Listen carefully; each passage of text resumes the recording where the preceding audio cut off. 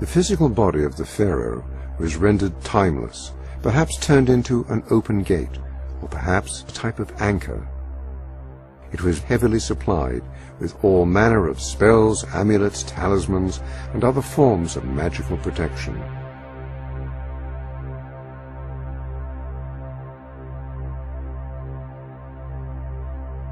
The strange practice of mummification still holds many mysteries. Why were some organs carefully preserved while the brain was scooped out and discarded? An unexpected insight into this question can be found in the work of Dr. Strassman. His pioneering work has raised some very important questions about the pineal gland and its interaction with a strange hallucinogenic chemical known as DMT. Could the interaction of these two components be the seat of consciousness? Could it in fact be the gate through which we enter and leave each new life?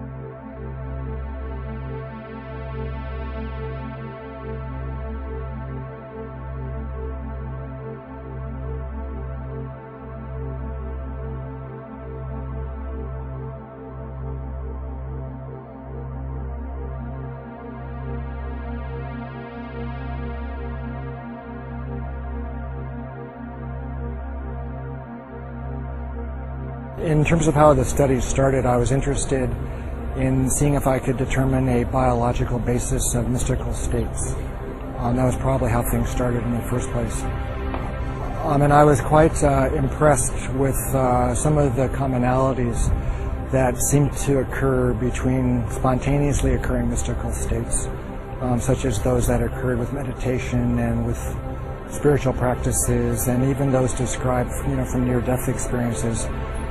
Quite a few of those descriptions seem quite comparable to descriptions of people on large doses of psychedelic drugs. And so I started to think about the possibility of some kind of compound in the brain with psychedelic properties that could be underlying some of these spontaneous experiences. I began becoming interested in the pineal gland as a possible source of some kind of psychedelic chemical in the brain. It's an extremely mysterious organ. It's quite small. There seemed to be, some kind of a kind of visual correspondence with light and with color in the pineal. And also it has quite a long history in the context of the mystical literature. It's been described as the third eye and as the crown chakra, those kinds of things. And it's spoken of as being activated when people attain quite high mystical states. And so one of the interesting aspects of pineal development also is that it appears in the human embryo at around 49 days of gestation. And 49 days is also the time that the Tibetans believe is required for one soul to incarnate onto the next. So that was a pretty interesting, coincidence. At the time of the differentiation of the fetus into either male or female, that also occurs at that 49-day period. And so I was struck with this interesting kind of temporal, correspondence. And so as time went on, I started, looking into some of the chemistry of the pineal gland. And it seemed as if it was capable of making a compound called DMT. DMT stands for dimethyltryptamine. It's like a chemical cousin of serotonin. And it's quite a profound hallucinogenic type of chemical.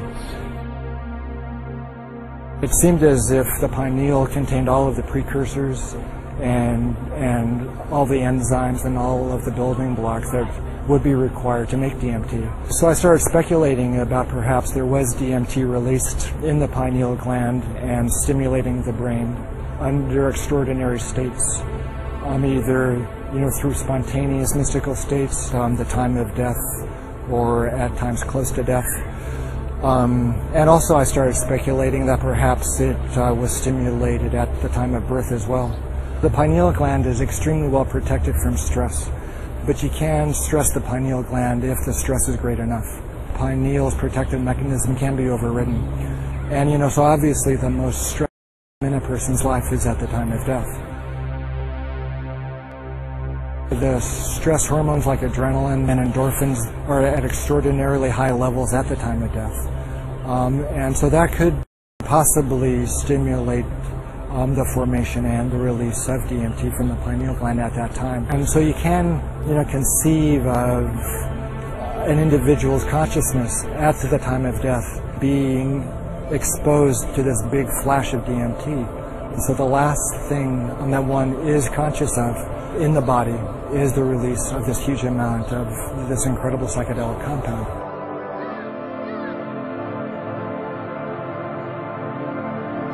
During his testing, Strassman discovered that abnormal levels of the chemical DMT triggered states of consciousness that closely paralleled common experiences of an afterlife. Well, that's true. Almost everybody experienced an extremely profound, an extremely unmistakable separation of their body and their consciousness from each other. DMT at higher levels acted as a type of catalyst for near-death experiences. In fact, it seemed to actually induce the machinery of the afterlife to swing into motion. I suppose one of the most unexpected aspects of the study's results was the frequency with which people described a kind of contact with these intelligent kinds of entities that were conscious of them and interacted with the volunteers in this quite strange space.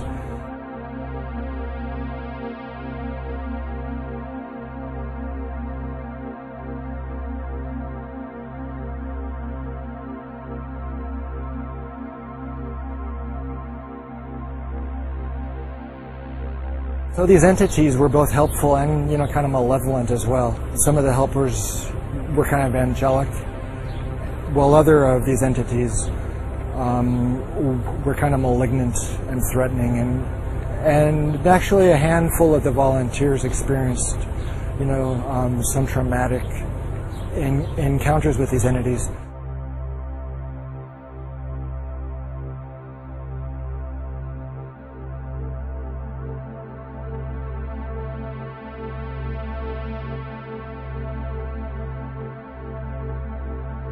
The hallucinogenic state, like the dreaming state, is a temporary disconnection from the physical body. The dreamer becomes a discarnate intelligence, traversing higher realms, no longer bound to the restrictions of time and the standard laws of physics. DMT is, kind of a portal, or, kind of a door for the transport of the spirit out of the body, it appears to me. In some ways, the occurrence of DMT in our brains, in our bloodstream, is kind of validation of a spiritual reality in quite a few ways. Could this strange chemical be offering us a window to come in the afterlife?